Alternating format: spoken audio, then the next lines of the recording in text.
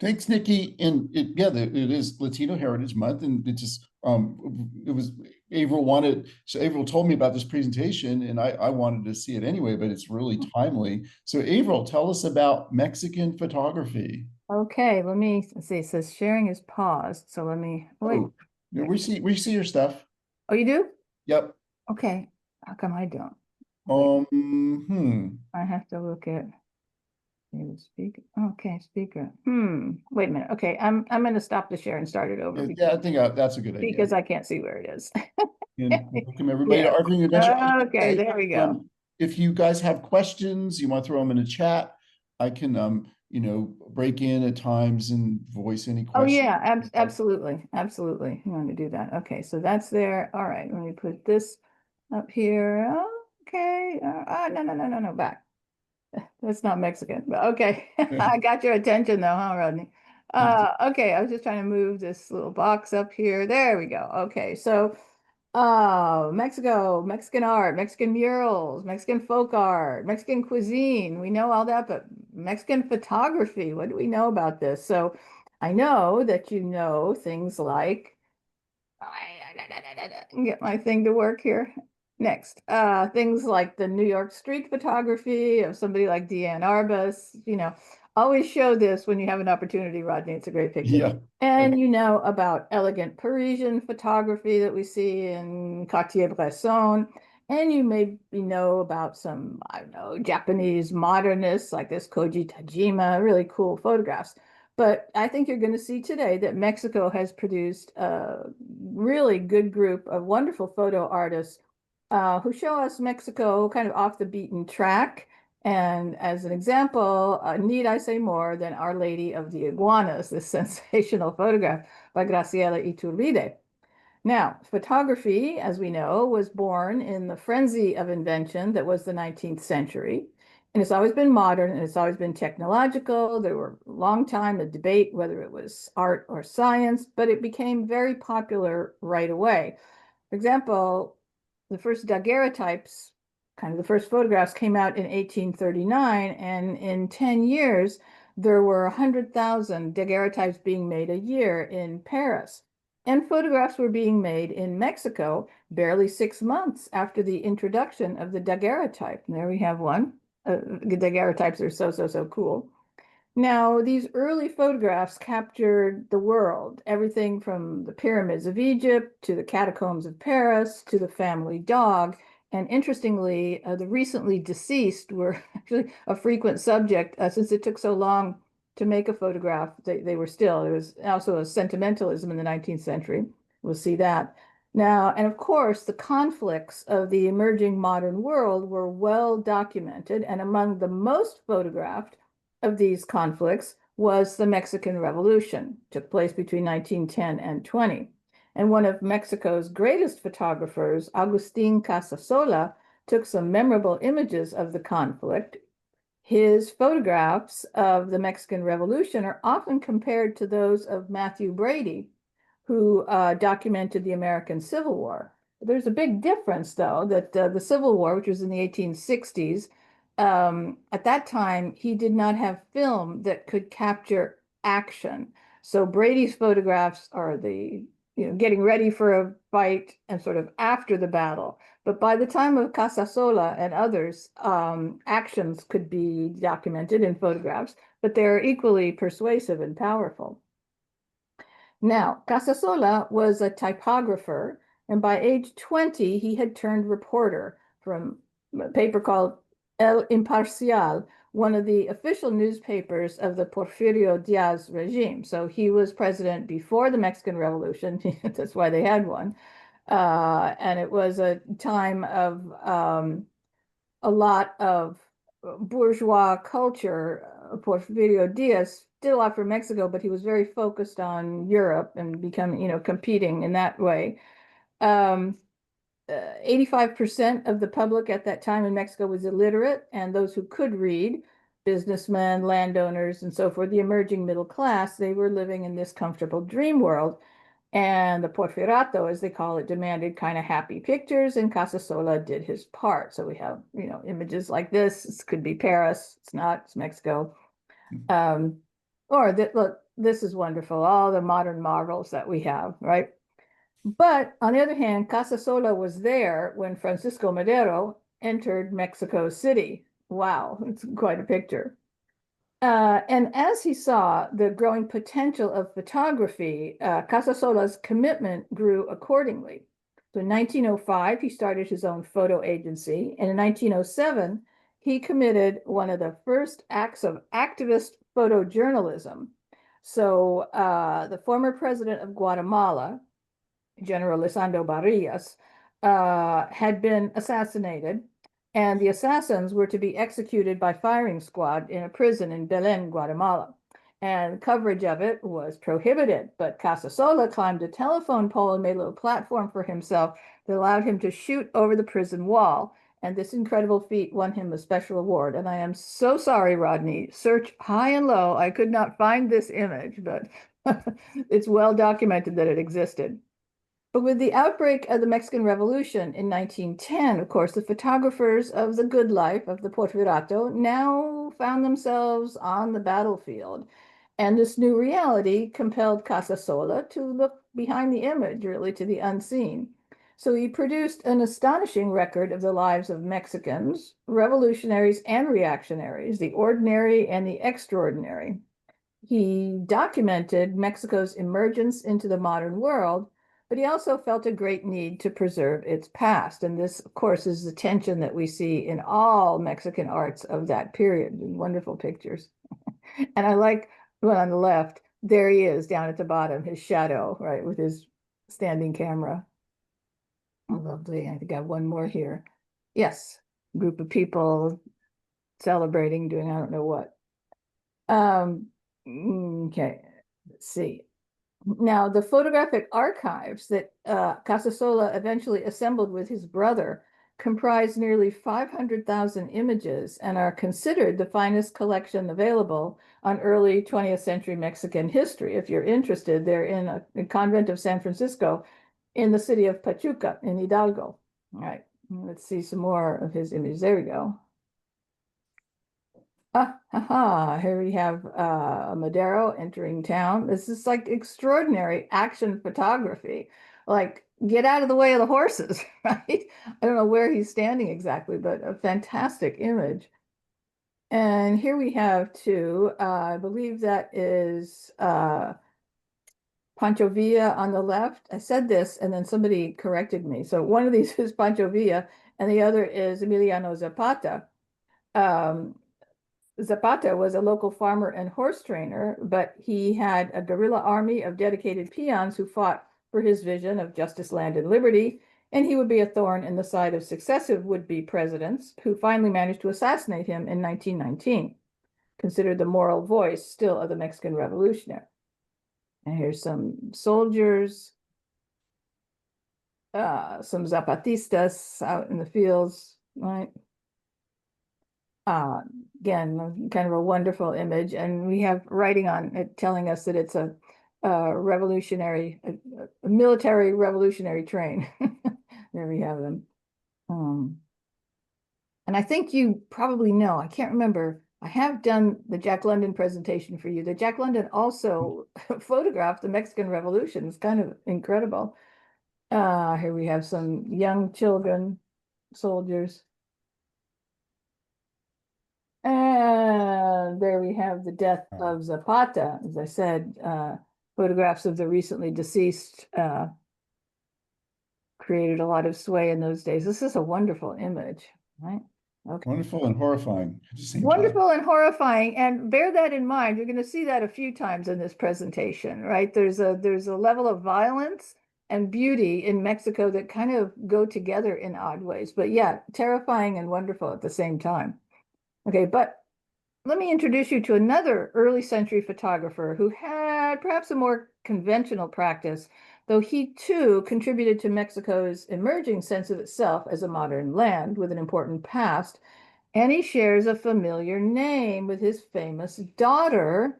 So that would be Guillermo or Wilhelm Kahlo, who arrived in Mexico City in 1891. And by 1901, he had set up a photographic studio working for papers, El Mundo Ilustrado and Semanario Ilustrado. He was commissioned by the government to do architectural photographs, which are probably his best work. Now, 200 of his photos of churches were published by Dr. Apple in his 6-volume Iglesias de Churches of Mexico, which was published by Jose Vasconcelos through Mexico's Ministry of Education. So this Vasconcelos is a very, very important man in these early years. As Minister of Education, he was responsible for setting up the Mexican mural movement, first by having Rivera, all three of them, Orozco and Siqueiros, painting in the high school downtown Mexico City. So he's an important person. And one of the things he did also was this documentation of Mexico's churches, photographs by Guillermo Kahlo. There's a lovely interior shot. I believe this is Puebla Cathedral. But he took lots of photographs at home too. Many of his famous daughter, Frida, who is, of course, one of Mexico's most photographed women. There she is. On the right at age 4, I believe the other one is in 1926. She's, oh yeah, it says 1926. She's older. She learned to touch up her father's glass plates, and as she said, she had her father's eyes.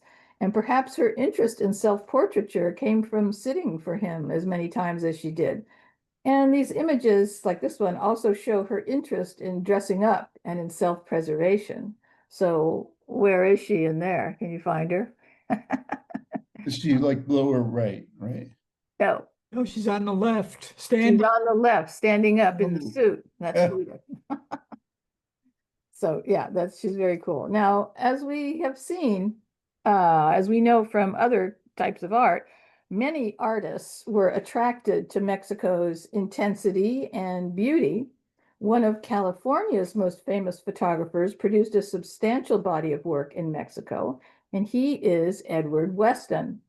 Weston started out as a portrait photographer in the teens, when soft focus romantic imagery was in demand, and he established himself as a master of the style from his studio in the now lost city of Tropico, California, which is near Pasadena.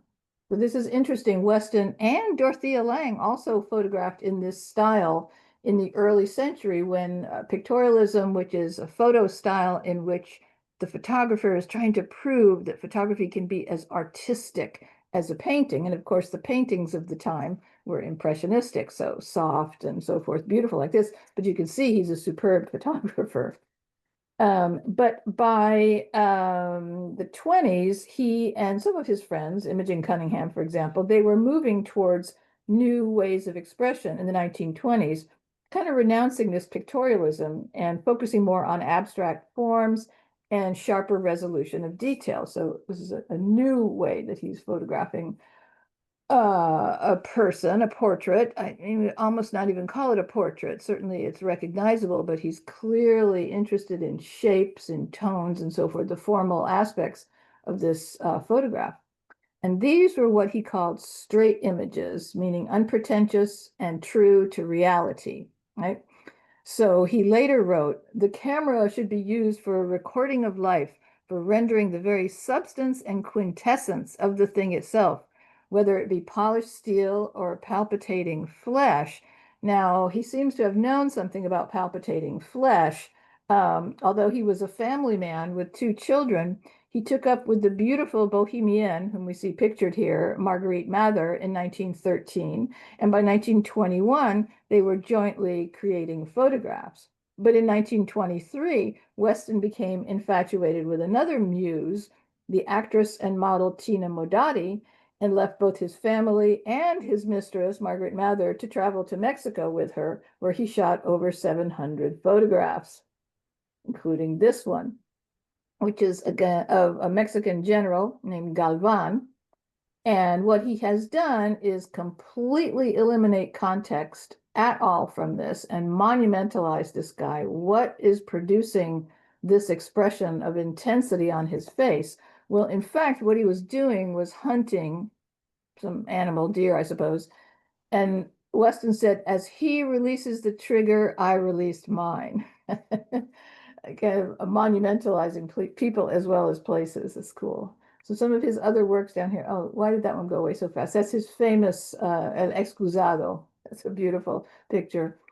The toilet and art, Rodney, there's a subject because there's lots of them. There's some Yeah. more of his images. Mexico. Mm. Just these wonderful signs. Many of the photographers we're going to look at are just charmed by the kind of signs you see around Charita Pulqueria. And he knew many other artists. You know, in the 30s, Mexico City was a hotbed of surrealism, right? Weston and Modati, when they arrived in Mexico City, set up a photography studio. Modati was the business partner and studio manager, but in return, Weston taught her photography, and she turned out to be pretty good at it. They were in a vibrant artistic environment and were drawn to the circle of activist artists like, you know, who can you think of? Diego Rivera, Jean Charlot, Orozco, and Siqueiros, all of them. Here again is a wonderful image that in many ways screams Mexico because it's these typical ollas, but it's also a formal study of shapes and tones and so forth, as is this, right? An incredible close-up of a mural. Fantastic. Weston moved back to California in 1926, and shortly after that, he became involved with one of California photography's most important movements, Group F64, which was begun by Weston, Imogen Cunningham, and a guy named Ansel Adams in Oakland. Here's one of his fabulous nudes taken in Mexico City. Now, Tina Modati also made some fascinating images in Mexico. In 1927, she joined the Mexican Communist Party and became, here we are, and became contributing editor and photographer for a bilingual magazine called Mexican Folkways, which was started by a woman named Frances Tour, who was a graduate of UC Berkeley. So this was a magazine that promoted Mexico's indigenous art and culture, and the art editor was a guy named Diego Rivera. So this is a wonderful picture of hers Workers' Day Parade in May Day Parade in 1926. I mean, the symbol of the hat that comes up so frequently. And again, although this is a subject, but it's also a formal thing here where there's no place to breathe. There's no horizon, can't really tell what's going on, but everybody is moving in one direction. And that reminds me, Rodney and Nick, who is there, of this work, one of my favorites at SF MoMA, of Alfredo Ramos Martinez, where we have the symbol of the hat so prominent and no place to breathe. We're packed in there. One guy's eyes are out, but basically people are anonymous. And it's very cool. So Tina Modati, where am I? Okay, yeah. Now, with her deepening involvement in revolutionary politics, the content of Modati's work becomes increasingly socio-political. A nice one of hers. You know, read that as you like. It's very cool. It's an interest in really typical Mexican. So this is a beautiful photograph. I mean, could have been done by Dorothea Lange, for that matter. What more do I have? Okay, up here we have all our friends. Who's in the front? Yep, there they are. It must have been an incredible time to, you know, to be there around all these people. In Frida too, right? Frida's there, yeah, as well. Well, yeah, the elephant and the dove, as they say, right? And one like this, you know, she composed works like this, simple, but carry a strong political message with its elegance here. And this is one of her final kind of considered important works. You can see all the way in the back, there's a woman, two women, it looks like, with baskets or pots on their head in Tehuantepec. Now, the following year, she would be expelled from Mexico, accused of the murder of her lover. She settled in Russia, giving up photography for relief work. And when the Spanish Civil War started in 1936, she joined in there, but she returned to Mexico under a pseudonym in 1939 and died of a heart attack 3 years later at age 45. Her life already the stuff of legend. And the reason I can say that is that there was an epitaph on her tombstone composed by Pablo Neruda. So she was considered a very important person. Now, here we have the big man, photographed on the left by Edward Weston and on the right by Tina Modotti with the cigar and the kitten. That's very cool. Now, when Modotti left Mexico in 1930, she left her large format view camera and her job at Mexican Folkways magazine, photographing the work of the muralists and others. She left all of this to her close friend and protege, Manuel Alvarez Bravo, who, along with Casasola, is pretty much considered Mexico's greatest photographer. So he says, I was born in the city of Mexico behind the cathedral in the place where the temples of the ancient Mexican gods must have been built. And in 1902, he wrote, acknowledging his connection to pure Mexicanidad, Mexicanness that we see in his most iconic photographs. So he studied painting at the Academy San Carlos and did early wonderful abstract photographs like these, which are just folded paper, but it's really cool. So interest in formal aspects of his work. But he said, I committed the common error of believing that photography would be the easiest, right? Not so. Another of his early mentors was the painter Rufino Tamayo, who advised Alvarez Bravo against the surface nationalism that he saw in the political art of Rivera, Orozco, and even Modotti herself. So let's see if Alvarez Bravo paid attention to this advice. So here's a work of his called Siesta of the Migrants, right? It's a powerful image. And here's one. Remember, we saw a photograph of Zapata on his death. This is another example of honing in, closing in with no context. This is a striking worker who's been shot, right, by soldiers. The chaos that must have surrounded this is completely left out, and it, in a sense, monumentalizes this figure, which is horrible in many ways, and almost makes us think of, I don't know, Aztec sacrifice or something like that. What an interesting time, as I said, it must have been.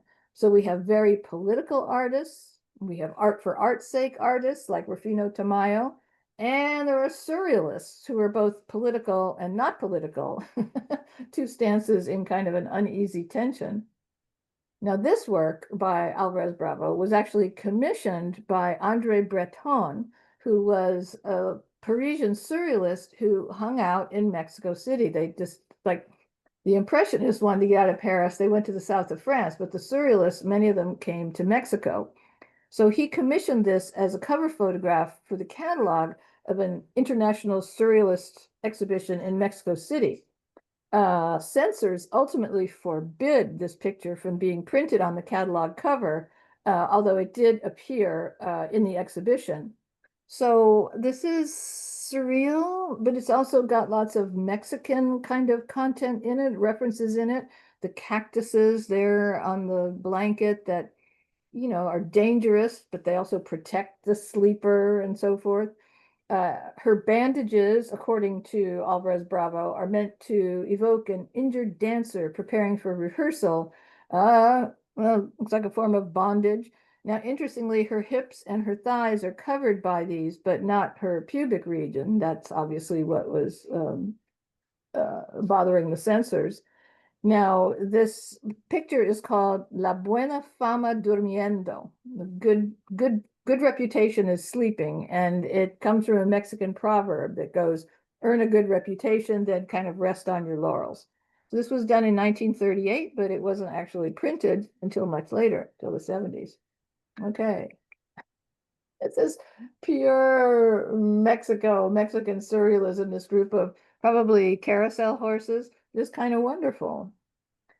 Or this one. Now, nowadays, we would see something like this all over the place. But in the 30s, this was an interesting approach to photography to highlight something so unusual. And we can assume he found this. He didn't set it up. I think I prefer to imagine he did not set this up somehow, but it's very cool. Bicycle to the Sky, that's called. And this one is called The Great Penitent from 1930.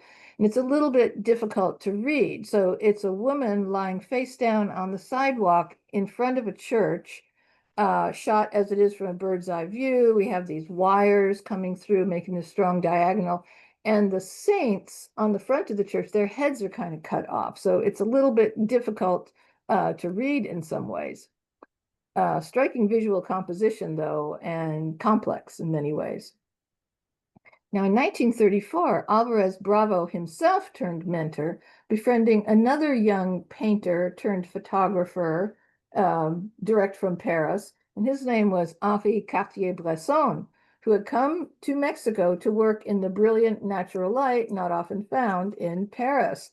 Now, they approached photography differently. Alvarez Bravo, like Weston and Modati, favored traditional large format cameras, while, as you know, Cartier-Bresson, who was kind of the inventor, if you like, of the decisive moment, was an early proponent of the handheld 35 millimeter Leica camera, which came around, was invented in the mid-20s.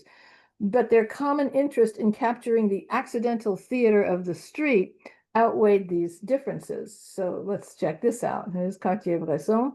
So the two exhibited together in 1935 at a show at the Palace of Bellas Artes in Mexico City, and then at a gallery in New York. The first time, really, that so-called street photography appeared in a fine art setting. Now, reviewing that show, poet Langston Hughes, yes, Langston Hughes reviewed this photography show, and he said, in a photograph by Cartier-Bresson, as in modern music, there is a clash of sunlight and shadow, while in Bravo, the sunlight is a discreet veil that turns shadows into velvet. It's rather lovely. Here's a couple of other Cartier-Bresson. Surrealism was kind of on the mind all the time. And this is a very famous work of Alvarez Bravo, which if the shadows are turning into velvet here. So this is so interesting, this photograph. Again, we're thinking it's surreal time. In the spirit of the surrealist embrace of chance, the final form here of this image came about by accident. It was basically reversed when it was printed. But he liked it that way because it's already thick with these ambiguous duplications and eyes and seeing and so forth. Here's the original, right? Okay, but he liked it this way, which was accidental. I think either of them is fine, but doing it backwards is just incredibly cool. I kind of picked up on it like being backwards, and it was just like it puzzled me, Yeah. you know. Well, So you read it in a different way, right? yes, you read it in a different way, but yeah, he got you, made you look, right? Huh? Okay. So Alvarez Bravo's artistic peak came between the 20s and the 50s. He captured images of the ordinary, but in ironic or surrealistic ways. Sometimes he rejected both the picturesque and the stereotypical. And he trained most of the next generation of photographers, including the woman who captured Our Lady of the Iguanas, Graciela Iturbide. And as was the custom with many artistic couples, he aided the career of his first wife, Lola Alvarez Bravo. After their separation, she carved out a career for herself, working for many Mexican cultural institutions. And this is a lovely work that she did. Another one that's just wow, you know. And so this, I do believe, is a Cartier-Bresson style decisive moment. She probably saw that staircase and saw how cool it was and what a great picture it was going to make. But there's people there in the right place at the right time. It's really cool. As is this, the freeloaders. So I believe this is in the bleachers at a baseball game, probably. You can see the kid there has a baseball, looks like a baseball mitt, but the intense verticality of the bleachers and the kids popping through, it's just a wonderful image. Now, oh, do I have another? Yes, the And here power he is again. couple, yes, Frida and Diego. So it looks as though Frida is looking in a mirror, and Why, or else there's another Frida, her evil twin is there. Why there's a mirror on the outside of a building, I don't know, but this is surrealist Mexico. And Rodney and Nick, do you remember that surrealist painting of Diego Rivera's at SF MoMA that it's the worst work he ever did in my judgment, but it has a piece of wood that looks like that is in the center of it, but there he is. Oh. Interesting anyway. Yeah. Now, of course, photographers then as now often have tough times making ends meet, so many of them turn to journalism. And this was certainly true in mid-century Mexico when post-revolutionary zeal launched many magazines, and picture magazines were the main source of cultural information. And this is, of course, true in the United States too, where we had Life and Look and magazines like that were so important. Now, one of the best of these photojournalists, Nacho Lopez, he said, photography's best application is in journalism. In a second, a photographer captures a chaotic reality, organizes it into a portrait of the times. So Lopez's main work as a photographer was between 1949 and 1955, you think, when he worked for a number of Mexican magazines with names like Pulso, Hoy, and so forth, Presente. His focus was most often on everyday life, and many of his photos were staged, designed to capture the reactions of bystanders. Do you think this might possibly be the case here? I imagine so. Like Weston Madati and the Alvarez Bravos, Lopez rejected images that made Mexico exotic and preferred photographing common people, the common people of Mexico. This one, however, just super dramatic image. His work often involved unambiguous social commentary and sometimes focused on the negative aspects of Mexico's then economic development, and he pushed against official claims of a unified Mexican identity. This is lovely. All right. Oddly, for a journalist, he tended to avoid hard news, such as the student demonstrations in 1968, and he was the first in Mexico to work on creative photo series, like photo essays meant for publication in these weekly pictorial magazines. Not surprising that Lopez wanted to be a movie producer and director, which he became, though he returned to photography and became an important teacher and critic. There we go. Wonderful. Ends with sweeper. Do I have one more? Oh, yes. See why the man's being measured? See what's behind him in the doorway? The coffin? Coffin, yes. So we're rejecting the picturesque and going with everyday Mexican life here. And here's just a wonderful image of the sweeper. Now, to my mind, of course, the most interesting of the mid-century journalists is Enrique Metenides, the artist of catastrophe, the Ouija of Mexico, who worked primarily for what they call the Nota Roja, or the bloody news, the murder news outlets. He actually photographed his first dead body and published his first photograph when he was only 12 years old. Now, Metenides' aesthetics are derived from popular film of his era, especially black and white police and gangster movies. We can see film technique in his sequencing of photos, moving from establishing shots to close details, especially faces. Even his use of wide-angle lenses and daylight flash comes from seeing the way news photographers were portrayed in the movies, which of course is not how they necessarily operate. Here's a good example of Metenides' disaster photos. Whenever something terrible happens, he's right on the scene. Again, like Ouija, if you know him in New York, a guy who went around with a police scanner, I think, in the trunk of his car so he could be on the spot. This is a sensational image of a person who was drowned, being rescued in Lake Xochimilco in Mexico City. And obviously what's cool is all the bystanders at the top reflected in the water here. A man struck by a falling electrical wire. FYI, the guy survived this anyway. Here's a woman discovering the corpse of her murdered husband. So he loves a reaction shot like this. And somebody, a critic of his or a historian, said, as he becomes a better photographer, his images become more disturbing. Okay, So here's with the Gigante, the sign in the background, a former Volkswagen van. It reminds me of the giant season Yeah. Yeah. and how it turned out. A train wreck or a burning Volkswagen, right? Yeah.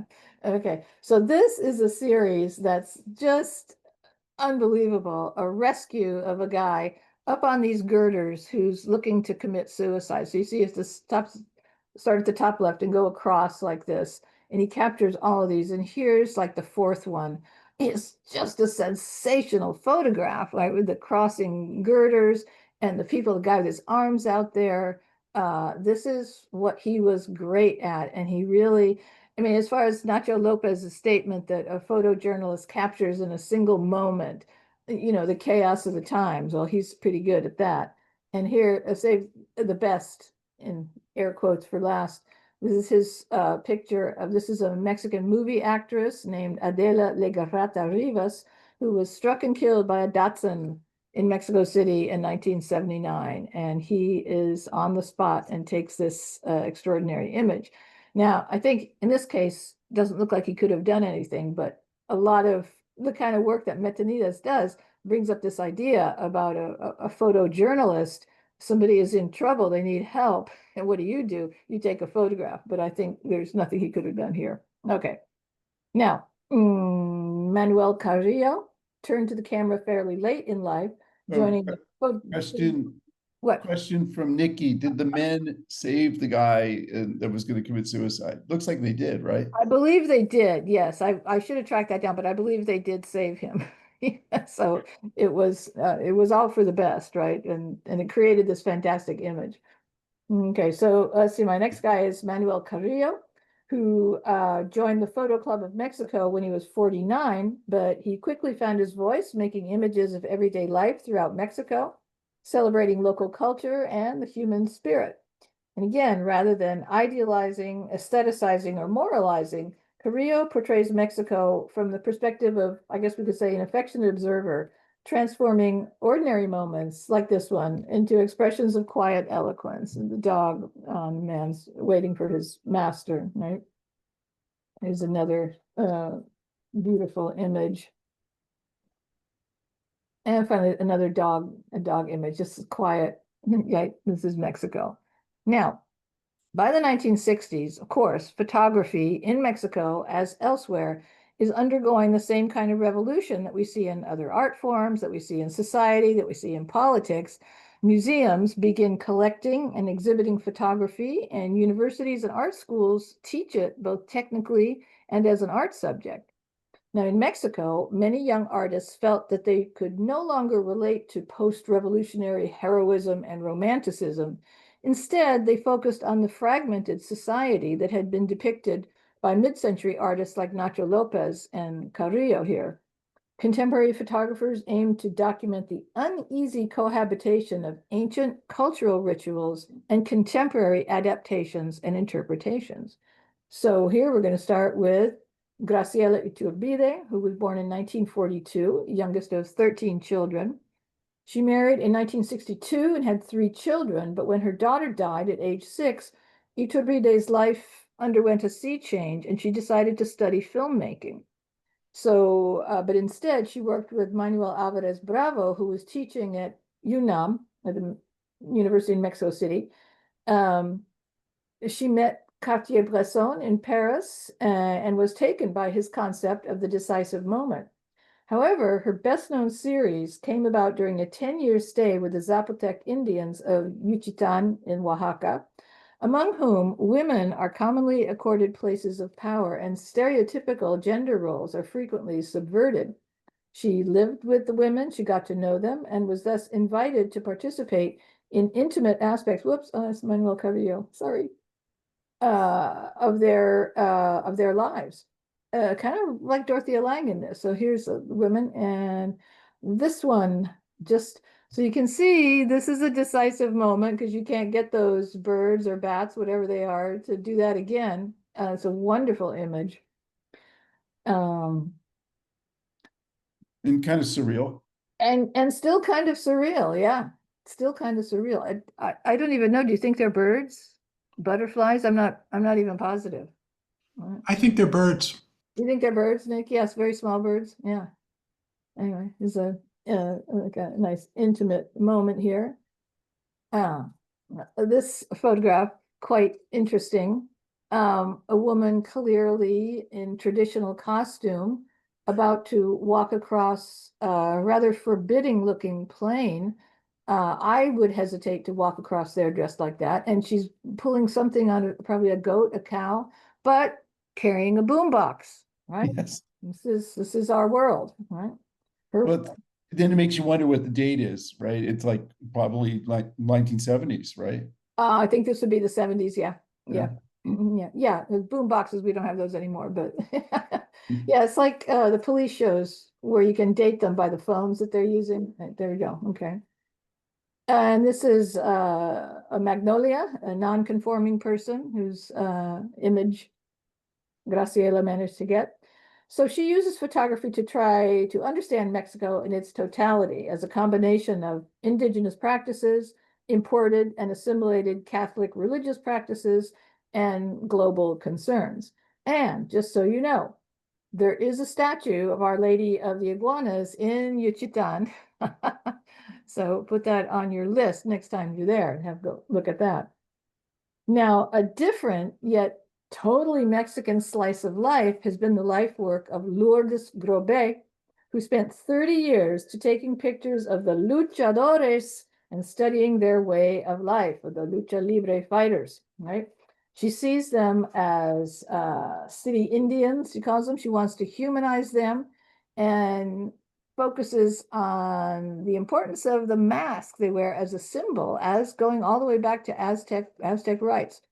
So she spent time photographing lucha libre wrestlers inside and outside of the ring, both in their masks, but also in their homes. And she wanted to show that they live normal lives, just like everyone else. Now, if you're not familiar with this, lucha libre is a form of staged wrestling that involves masks, costumes, very, very popular in Mexico. It's also done here in California, it's done in Los Angeles quite a bit.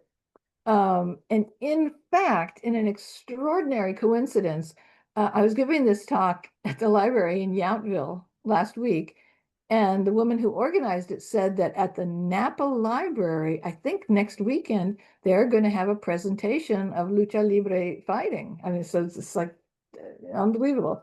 Anyway, she worked with all kinds of the fighters, got to know them, and published more than 11,000 photographs of the sport in the United States as well as in Mexico.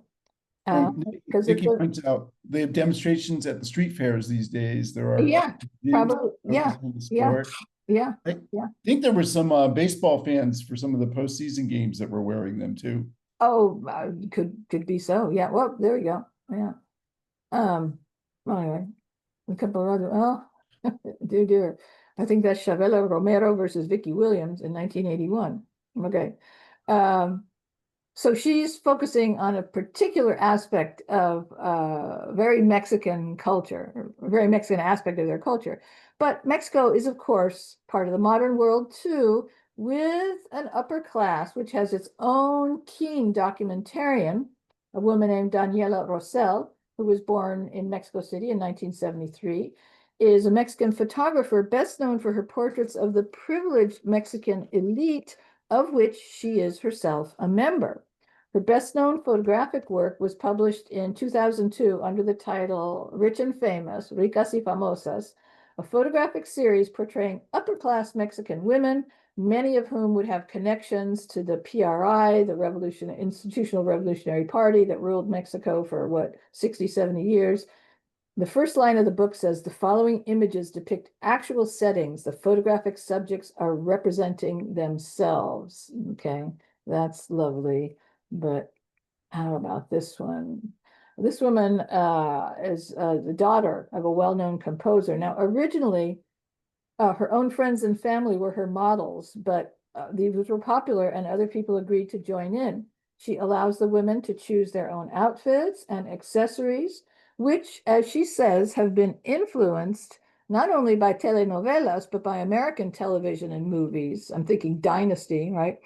And she feels they betray a sadness and attention in her subjects who desire to seem American. About this one, right? There's just, so they stage these themselves. Oh, there's my dog barking. Oh, this one, fantastic. I believe that is the subject's portrait behind her when she was somewhat less blonde, and possibly her mother in the background. I don't know. I know. It's wild. Yeah, I think this is the last one. And of course, a subject in Mexican photography is the constant presence of the border with the US, which figures so heavily in the Mexican imagination. So we'll finish by looking at some works by Elsa Medina, a photojournalist for the daily La Jornada from 86 through 2000, I think, who herself was a student of Nacho Lopez. Incredible photograph, again, which makes us wonder, what should we do? Should we take a photograph or should we reach out, and help him? It's a beautiful photograph with the light shining through the plastic water containers, looking right forward where they're going.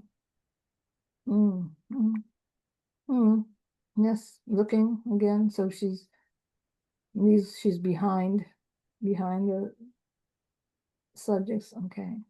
What else do I have? Oh, and finally, why not finish with another Californian who has also turned his photographic eye to the border, and that is Richard Misrach of Berkeley, who over time has done a series of, he calls them border cantos, or really probably almost 100, maybe more than 100 photographs of the border in various styles. Some are just straight up beautiful. Some have more political content, all sorts of images like this one, right? Beauty and terror, beauty and horror at the same time. This one, a bit surreal, really, honestly. Okay, this is Tijuana, right? The border goes right into the water. And there's a beautiful photograph of the lands that we would have to traverse to get across the border. So there we go. Lots of interesting photographs, I think, in the history of Mexico. And there are others, of course, that I didn't cover. But if anybody has any questions or comments, I'd be happy to talk about them. Here, okay, that stops. I'll stop. Yeah, encourage people to, if you want to unmute. I see Nick, you might have a question. Nick, do you have a question or a comment? I do have a question and a comment. We'll start with the comment. That was a terrific survey of Mexican photographies. Thank you so much, Avril. That was really good. One thing that I noticed, and I'm sure I wasn't alone, is the emphasis on social realities, on political turmoil. I wondered whether this was a function of your selection or it really reflects the photography of Mexico over the last 150 years, almost 200 years, which is more focused on social realities than in the United States. It's as though the WPA extended for 200 years in Mexico. I had that sense. Yeah. And of course, the WPA was inspired by the Mexican muralist movement and so forth. So that's a great question.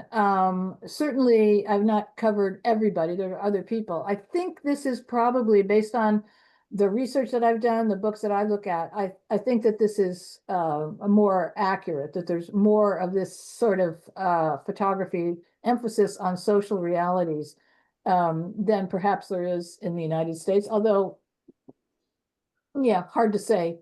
But I think it's accurate. Those people are very, very interested. I don't know. It's almost like, I don't know, Mexico, those political tensions, the high and low are just like so predominant. Not that they're not here, and I also think that the history of Mexico's early history and cultural traditions are so present, probably in a way that is not in the United States, that the people kind of can't help but engage with that in some ways. So that's a good comment. you know where this interest actually came from. I think before you and Rodney were guides, that we had an exhibit at SF MoMA on Mexican photography. That's where I learned about all these people. And then I, obviously explored it more because I'm interested in it. But yeah, many of those photographs, I toured them, right? The freeloaders and stuff. That's really cool. But thank you, Nick. That's, yeah, I think good question, good comment. And that exhibition would have been before the museum closed and did the Yeah, I renovation. think so. Yeah, I think so. Seems like we're ripe for another one. Yeah, Yeah. yeah, could be. Yeah. Do we have other, I see Ron Horry has a question. Ansel Adams went to New Mexico. He asks, did he ever photograph Mexico that you know of? That I know of, no, but yeah, he did go to New Mexico. I don't, yeah, could have done, but I don't know enough about Ansel Adams. I don't think he did, but could be wrong. But, you know. Do we have other questions out there? Go ahead, Deborah. This was fascinating. I spent part of the year in Mexico in the Baja Peninsula. So, and I've been a photographer for a long time, and Okay. it just really makes me go, geez, I should be taking photos, learning to use the RAW and take photos in black and white, because I mean, I've started doing drawing of the photos that I have, Okay. in graphite, and the contrasts are so fascinating, and seeing all of these photos in black and white. Do you have, I mean, it would be really interesting to see more recent even photographers. Is that something that you have looked into, or could Not so much, but certainly there are other contemporary photographers whose work that. But what you say, I mean, there's just something about black and white photography, and he's obviously wonderful. But for instance, looking at Enrique Metanides, that last photograph of the woman killed by the Datsun, in color, shocking, and so forth. But the previous ones of the guy up on the girders, there's just such power in the black and white, and I don't know how to explain that. It's true. I mean, when I want to draw something, that I have a photo, let's say of a desert scene, I usually turn it into black and white, because you get those contrasts that that you just don't pick up, as the eye doesn't pick up as well in the color. Yeah, and oddly too, I guess it's not odd. This is the same with film. That I mean, color, it's fantastic, but sometimes when you see a really incredible black and white movie, it just has a quality to it, adds something. But that's interesting. So yes, maybe you should shoot some things in black and white. Well, yeah, I have a digital. I mean, I mostly have done it on my phone, but I have my digital camera that I keep forgetting about, because the phone's so easy. And I'm like, oh boy, this is really making me want to go do this, and take more in black and white, and then shoot it in RAW, so that I can play around more with the contrasts if I can't get it in real life.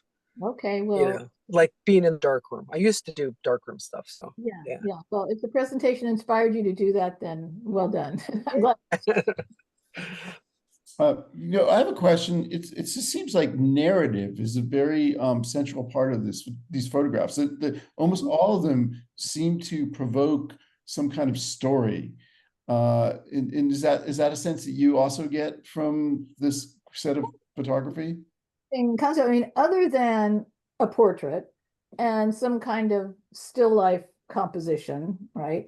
I think anything else, and that's part of photography, because time is such a part of it. Something happened right before and something happened right after, and you have isolated it. So it's in the midst of a story almost naturally, right? So yeah, that's interesting too. And as Nick mentioned, that could be a function of the choice of subject. I mean, you could certainly do a history of American photography that included no social function whatsoever. I mean, you could probably do that. And the other side, one that had no formal qualities, there's all social photography. But yeah, I don't know. They do have story in them a lot. Yeah. Yeah, I think the one that's really going to stick with me is, and we were talking earlier about with the rescue of the person who's committing suicide, and just the contrast, the black and white contrast in the diagonals. Yeah, That yeah. was just really, really. So you look at that, and I forget which one it was, Nacho Lopez or somebody else who, oh no, an earlier one who said, I made the mistake of thinking that photography was easy. And it's Ansel Adams, of course, who said that anybody can take a great picture, but to create a masterpiece in photography is really difficult. But the idea of, I mean, what goes into photographs like that? You had to be there, you had to have your camera, you have to be looking up, you have to be in the right place, you have to be patient, and it all comes together. And it's a skill that a painting artist, an artist in paint, wonderful as they are, it's a completely different skill, right? It's a completely different way of approaching your subject, I guess. So there we go. I don't know. Yeah, that'll stay with you. That Metanidas. I love that guy. Well, April, thank you so much. Yeah. We always love your presentations, and you've done many for us before, and we would love to have you back again. And you are a docent for the Sonoma Valley Museum of Art. Yes. So maybe if people want to go up there, they could see, they could do a tour with you. Are you anywhere else right now doing tours? Oakland also, Oakland. Okay, so Oakland is back doing those. Oh, yeah. Oakland has, well, not tours per se, but helpers in the gallery, facilitators in the gallery, it is. Oh, okay. We just have to know when you're there and then show up. Yeah, something like that. Yeah, anyway, so here we go. Thank you, Rodney, and everybody. Thanks for your comments and questions. Really good. And we're going to be back in 2 weeks, doing a program with Charlie Goldberg, another one of my fellow art museum guides at that San Francisco Unnamed Museum of Art, SF-UMA, we call them.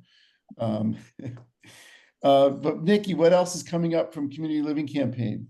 Oh, I have something that relates to our Oh. topic today, which is again part of a little bit of extension of Latino Heritage Month, and that is if anybody's interested in exploring their own Mexican background, their ancestry, their genealogy. Lucy Sweeney, who's an authority on this, yes, her name is Lucy Sweeney, and she is Mexican American. She's presenting at the Glen Park Rec Center, and that's going to be on Friday, Halloween at 12 o'clock. It's open to anybody. I know a lot of people will be with their children, so this might be a more senior event, but it's going to be really exciting. She's presented before, and she just really just knows the specific resources to go back in history for Latino families. So that's the big thing coming up. Thanks for sharing that, Nikki. That Yeah. sounds interesting.